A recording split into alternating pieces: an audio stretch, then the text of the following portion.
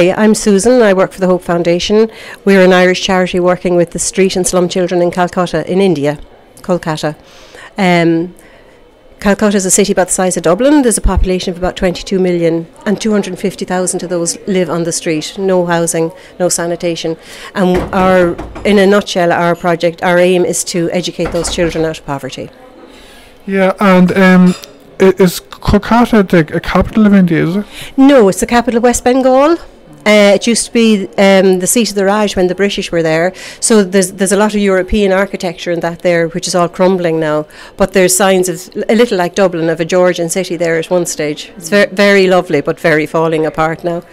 And it's the size of Dublin, but there's 22 million people. That's unbelievable, isn't it? Yeah, I mean, teeming people. When you walk the streets of Calcutta, you don't walk the streets, you walk the roads, because on the pavements, on the sidewalk, people live and sleep and sell tea and men's shoes, and all of human life is happening on the street in dire poverty, with no water, no sanitation, no education, no status, no social welfare. These kids have absolutely nothing.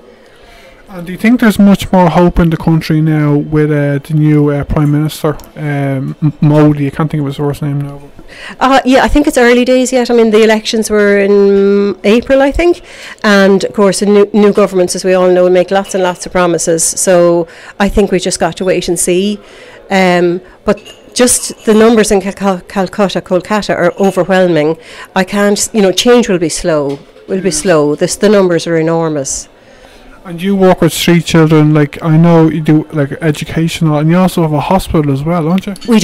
We do. The Hope Foundation, when it was founded initially, was founded by Forrest, and she was appalled at the plight of girl children in India, and she set about founding a protection home.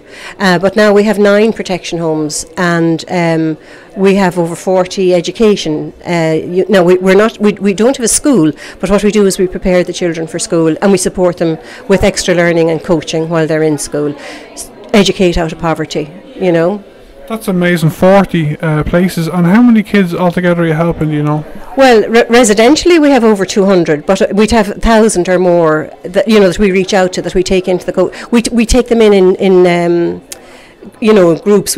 We run 3 different sessions in any given coaching centre. So, some kids come in at 7 in the morning, some kids come in at 10. We work all day with them, That's amazing. You're doing great work. And are you enjoying the fair here today? The fair is fantastic, yeah. It's really nice meeting all these people who hopefully will come to India with us.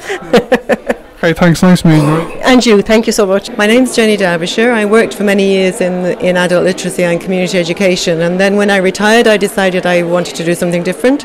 So I applied and I went and worked for 3 months in East Jerusalem as what they call an Ecumenical Accompaniment, which is human rights monitor. I can tell you more if you like. Yeah, go on. Okay, so there's 4 aspects to what we do. We are a protective presence, so that if particularly Palestinians are under threat in any way, they feel that international presence helps to diffuse situations. We also monitor human rights abuses such as at checkpoints or settler attacks, and we report to the UN, so our reports go into their reports, if you like. We work with Israeli and Palestinian peace groups, and when we come back we talk about the situation to try and get some action from Europe. And you're like a network of different churches, are you? Well, it's run by the World Council of Churches. They took up, there was a call really from the churches and NGOs in Israel, Palestine about 11 years ago for international support, and the World Council of Churches took it up. But it's not actually, although it's run by the World Council of Churches and it's organised here and in the UK by the Quakers, you don't have to be a member of a church or anything. It's for all faiths and none. Yeah, and are you working over there at the moment in Palestine? No, I've been out for 3 months twice, if you like. I went to East Jerusalem for 3 months over the winter of 2011-12, and then I went back last year to Bethlehem. And really, to go twice I was lucky, because basically they want people who are going to go and then come back and talk about it. So they want as many people to go as possible. So I wouldn't think I'd get another chance to go with them, but I'd love to go back. I'd like to go back and pick olives and things like that, yeah. And are you enjoying the fair here today? Sorry, I didn't hear. Are you enjoying the fair? Yeah, there seems to be a great buzz, and there seems to be quite a lot of interest. And for us, it's a chance to talk about the situation that we worked in, and it's a good advocacy opportunity as well as talking about the programme. Yeah. All right, thanks very much. Okay, thanks a lot. Now I'm talking to Stephanie Kirwin from Development Perspective. Stephanie, how's it going? Stephanie, could you tell us, our listeners, about your organisation, please? Yeah, Development Perspectives is based in Drogheda in County Louth. We were founded in 2006, and we're a development NGO, development education. So we work basically on educating people around development issues. Our main project is the Insight project. It's an 8-month project, so we have 3 phases. The first phase is what we do is we try to get people to really understand the concepts of development and start questioning themselves and critically thinking about development issues. And then we'll do a bit of prep phase for our overseas. So then we'll go, the second phase is generally in either Tanzania, Uganda, Zambia, Sri Lanka. And what we do is we work on development workshops over there, along with community development of what the community that we're actually staying in is interested in. And we work with partner organisations in these countries, so EAPPI would be our main one in Tanzania. And then our third phase is when we return to Ireland, is we work with the community, kind of trying to get the people, the participants, to integrate into the community and do different projects in our own community and reflect on what their experience of the Insight project really has been. And our Tanzanian friends or Ugandan friends will come over, a few volunteers will come over to Ireland as well to be part of our third phase. That's great. So Irish people, like from Ireland, do a course in Ireland and they go abroad then, is that what it is? Yeah, it's a lot around educating themselves before going over to a developing country and putting like their skills and that into practice as well. So, and what do they do when they go abroad? Like, our project, we have no say over what the project is when we go abroad. All of our say is the workshops. So we definitely have a series of workshops on development issues, and then the community-based, the actual work camp part is chosen by the community that we're staying in. So it might be something that they're already working on, and we're just there kind of to give a helping hand. So this year we worked with an orphanage and renovating an orphanage, or like previous years has been like the building of hospitals, foundation of hospitals, but it's more so us just helping with what they're already started. That's a great idea, isn't it? So people like before they go abroad will have learned a lot about where they're going and the whole development picture. That's a great idea, isn't it? Yeah, we find that very important, that we're not just sending over a group of people to somewhere where they're not really sure of like the really issues over there, and it's kind of trying to create a network of people to really look at how our actions in Ireland are taking heed on, say, actions in developed countries and what's going on. So we find it really important that it's not just sending over a group of volunteers to a country first. We'd like to, the 3 phases are all very important to us. And do you have do you have a couple of dozen people every year, or like do you have a lot? Like are you going along, and have you trained many people over the years? Like, yeah, generally each year we run 2 or 3 editions of the Insight project. So this year we're hoping to run 2 in Tanzania and 1 in India. So it's basically around whoever applies is the right people we find to do it, and we're running since 2006. So at least every year we've had 2 projects running since 2006, and because it's 8 months altogether, it's great to have the commitment of people. And do people have to contact you first if they're interested in the course? Are they encouraged by the organisation they're going abroad with, or what's the story? The way it is, basically our website has a lot of information on it, www.developmentperspectives.ie, but we will, coming up to this stage, we'll start recruiting in February. So we'll go out in December and start doing talks and different things around colleges, around different areas where people might be interested. And if they contact us, great, and we'll be out in different places. You should see us around as well.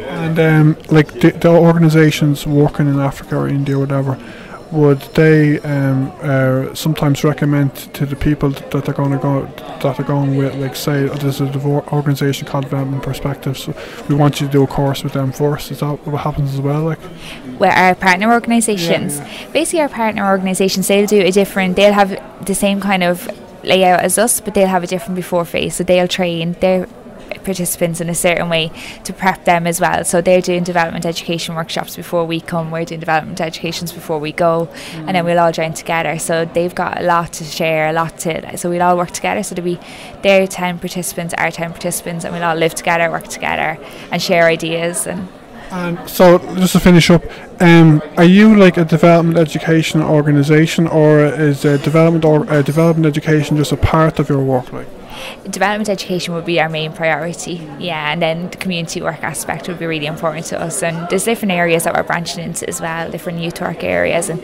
just social justice areas, basically. Okay, thank you very much. Thanks a million. And now I'm talking to John Reilly from Serve. John, how's it going? John, could you introduce yourself first, please, and tell us a bit about Serve, please?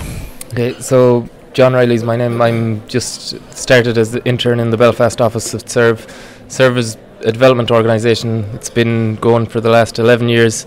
We have worked with partners in Africa, so Mozambique, Zimbabwe, Zambia and South Africa, and in Asia then in India, Philippines, Thailand, and also with partners in Brazil and in Ireland. And you're run by the Redemptorists, aren't you? Originally it was started off as a Redemptorist organisation, and we still have close links with the Redemptorists. Yeah, and you work a lot with second level students, don't you? So our main volunteer programs are during the summer, so there'd be third level students and working people, but some schools have gone away in immersion programs, so a number of schools have gone away for usually 2-week programs to South Africa, Zambia, countries like that. Yeah, it's a great idea getting second level students as well. I interviewed a young man, he's in the Guelph School in Lucan there a couple of months ago. I can't think of his name, my mind is up in 90 today. Well, the interviews. Do you work full time with Serve? Just an intern, so just started for the next couple of months. Yeah, and do you have an office in Dublin? No, there's offices in Cork and Belfast, and there's Jerry O'Connor, who's the founder, is based in. And now I'm talking to Donnacha Maguire from VSO Ireland. Donnacha, how's it going? Donnacha, I interviewed one of your colleagues there a few months ago. Could you just introduce VSO to us again, please? A lot of people know obviously about you now, but just for our listeners that don't know who these are, you know what I mean? Thanks. So VSO is the world's largest volunteer sending organisation, and I suppose our primary mission is to eradicate poverty, and we do that in a very particular way. Instead of sending money and resources, we send people with particular skills and experiences to share them with local professionals in Africa and Asia. So the best example is in Ethiopia, we're now sending Irish paediatricians and obstetricians and gynecologists and midwives to train local doctors to ensure that women and babies survive pregnancy and childbirth. And what we've seen is dramatic results. In some of the hospitals we've been working with, we've had a 65% reduction in neonatal mortality. So that's babies being saved because of volunteers. So I think our particular type of development work is very important. It's an important development tool, and I think we're obviously looking for more Irish doctors, nurses, and as well as education and business professionals to volunteer overseas with us. Because while we can send money and we can send resources, there's something very important and very powerful about a person committing to spending 12 months overseas in a local community. That builds a confidence and a trust that enables a far bigger piece of work to happen. And because we train and mentor people rather than doing service delivery, we create what is known as a ripple effect, where you send one volunteer into one local community who train other people. But when that volunteer leaves, the work will continue, and those other local people continue to train and mentor their colleagues. And you got great publicity last year. You were mentioned on Fair City, weren't you? So that's good publicity for you, isn't it? Yeah, I think we were mentioned in Fair City, I think just before Christmas, just after Christmas. And I suppose we were talking to our director at the time, said when he founded VSO in 2004 in Ireland, he said he wanted VSO to be a household name. And I think when you end up being in Fair City without having prompted it, I think it's a success. But that only is the start. We want to be able to provide opportunities for as many Irish people to volunteer overseas, because volunteering is a very important Irish tradition, and that's what the volunteer fair is about today. It's about remembering that for the last 100 years Irish people have gone overseas for different reasons to share their skills and experiences, and I think it's something that Irish people can be very proud of, and I think it's important that Fair City reflects that, because thousands upon thousands of Irish people every year go overseas anyway, so I think it's important that it was reflected in the show. And the kind of people you're looking for to go abroad, they're kind of like very highly trained, qualified people, aren't they? Yeah, I suppose our volunteers they see themselves as ordinary people, but they're very extraordinary people. They've got a very important mixture of qualification, experience, and then an outlook on the world. So for someone to be a VSO volunteer, you have to have a degree qualification and at least 3 years experience.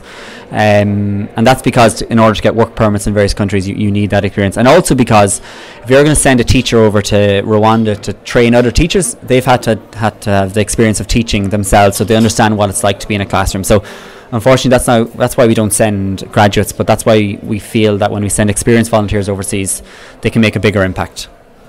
Okay, Donnacha, nice talking to you. Any last question? Are you joining the fair today? Fair's great. It's a new venue here today. Colov and Irish Aid have done a great job in bringing us into a very prominent building in the Dublin city centre. I think it's great that volunteer organisations come together like this to show their wares, and it's fantastic the Minister for International Development is here, Sean Sherlock TD, because it shows the importance that the government hopefully are placing on volunteering in the next 12 to 24 months. That I think we all want more and more people to have the opportunity to volunteer overseas, to learn something, to do something more importantly, and then also to bring something back and share with Ireland.